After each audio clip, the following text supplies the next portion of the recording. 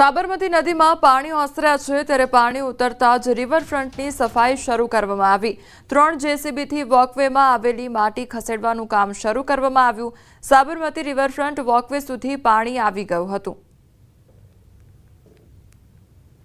સાબરમતી નદીમાં પાણી ઉતરતાની સાથે જ અત્યારે રિવરફ્રન્ટની સફાઈ છે તે શરૂ કરી દેવામાં આવી છે।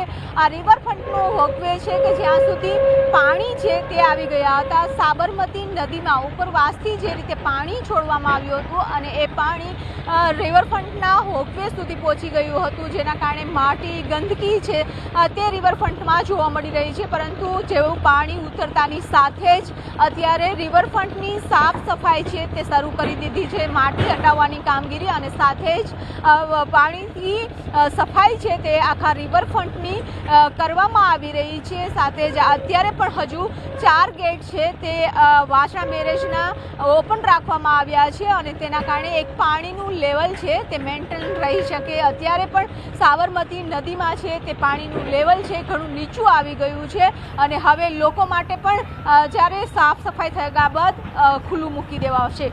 કેમેરામેન ખેનકર રાઠોડ સાથે વી પટેલ, ન્યૂઝ 18 ગુજરાતી।